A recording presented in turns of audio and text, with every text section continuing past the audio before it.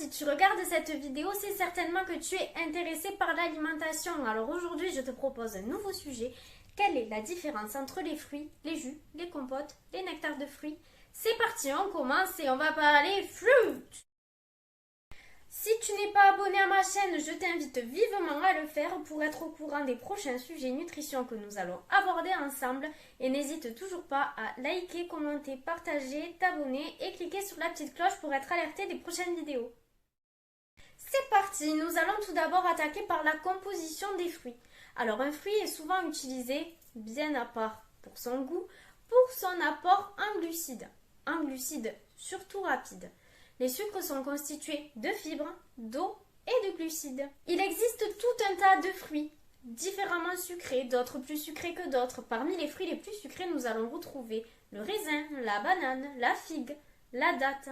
Je ne parle pas des fruits secs, attention, je parle uniquement des fruits frais. Parmi les moins sucrés, on retrouvera les fruits rouges ainsi que les agrumes. Mais soyons d'accord, ce n'est pas parce qu'un fruit est plus sucré qu'un autre que tu n'as pas le droit de le consommer. J'entends souvent dire que la banane est interdite dans un rééquilibrage alimentaire sous prétexte qu'elle est trop sucrée. Absolument pas, la banane t'apporte énormément de bonnes choses. Elle t'apporte des fibres, donc du rassasiement, du potassium, de bons glucides et en plus de ça, il faut l'avouer, elle est délicieuse. Concernant les jus de fruits en général, alors incluant les nectars de fruits, les concentrés de fruits, bref, tous les fruits sous forme liquide, eh bien le problème avec ce type d'aliment-là, c'est qu'il n'y a plus de fibres. Or, les fibres ont un rôle très important sur la santé, et notamment sur le rassasiement ainsi que sur le transit.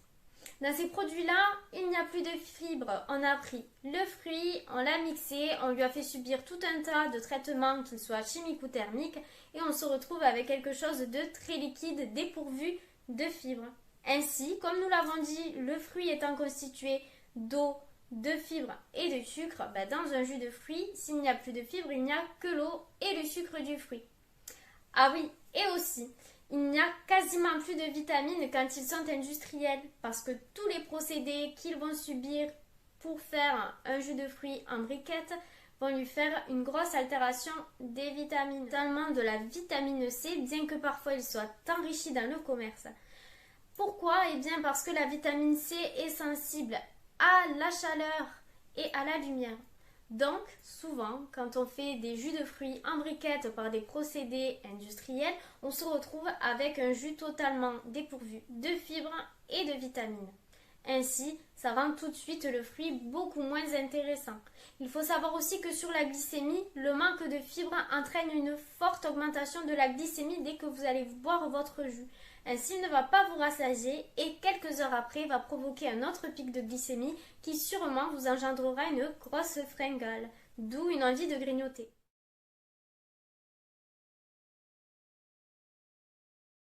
Parmi la gamme des jus, si jamais vous les achetez industriels, bien que ce soit moins intéressant qu'un fruit entier, il est favorable de choisir un jus 100% pur jus. Vous pouvez les choisir avec un peu de pulpe pour avoir un petit peu de fibre à l'intérieur, ça reste un peu plus intéressant, bien que ce ne soit pas un fruit entier. Les 100% jus avec un peu de pulpe sont un peu plus intéressants que le nectar de fruits ou le concentré de fruits.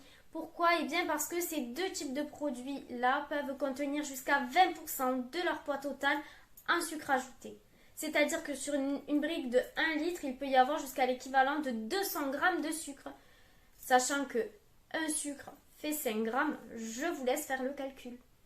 Ainsi, si vous avez du mal à boire de l'eau toute la journée et que vous avez tendance à boire des jus de fruits, eh bien sachez qu'à la fin de la journée, si ce n'est pas du pur jus, votre consommation en sucre ajouté sera très importante. C'est pareil pour vos enfants, par exemple, si vous avez l'habitude de leur donner des jus de fruits à boire plutôt que de leur donner un fruit entier, eh bien sachez qu'ils ne bénéficieront pas de toutes les vitamines ni même des fibres et du coup de tous les avantages que l'on peut retrouver dans un fruit entier. Parlons maintenant des compotes. Alors les compotes, il y en existe 3 types. Il y a les compotes sans sucre ajouté, les compotes allégées en sucre et les compotes sans allégation. Bon, vous l'aurez compris, les compotes sans sucre ajouté, c'est uniquement de la purée de fruits dans laquelle on n'a rien rajouté d'autre sauf des conservateurs. Dans la compote allégée en sucre, bien généralement elle contient moins de 30% de sucre par rapport à un produit de la même gamme. Et la compote qui ne contient pas d'allégation peut avoir un pourcentage de sucre ajouté qui est parfois très élevé. Par rapport à un fruit entier, effectivement la compote est moins intéressante. Elle a été en partie broyée, mixée, donc on a perdu une partie des fibres. On a aussi perdu une partie des vitamines. Pourquoi? Parce que la vitamine C, comme nous l'avions dit tout à l'heure, est sensible à la chaleur.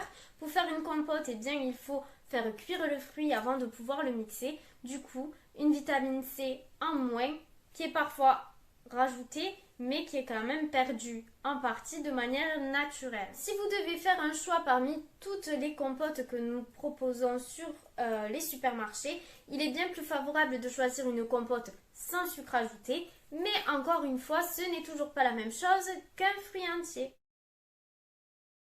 Alors il est fort probable que en mangeant une compote sans sucre ajouté ou en buvant un verre de jus de fruits, vous aviez l'impression d'être en meilleure santé et de faire des bons gestes.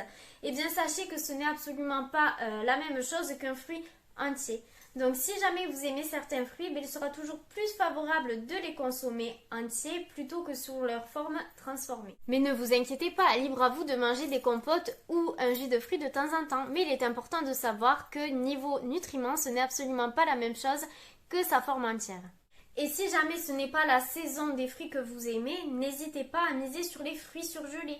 Les fruits surgelés peuvent être très intéressants au même titre que les légumes surgelés, car ils sont cueillis à maturité et congelés directement. La vidéo touche à sa fin et j'espère qu'elle vous aura plu. En conclusion, vous aurez bien compris que un fruit entier n'est pas du tout un équivalent d'un jus de fruits ou bien même d'une compote. L'important est de varier, l'important est de se faire plaisir et de manger équilibré. Si jamais vous n'aimez pas les fruits entiers, que vous préférez la compote, il n'y a aucun problème. Mais il est tout de même intéressant de savoir du coup les différences entre ces trois différents produits. Je vous souhaite une très bonne semaine et on se retrouve la semaine prochaine pour une nouvelle vidéo. En attendant, prenez soin de vous et n'oubliez pas de vous abonner. À bientôt!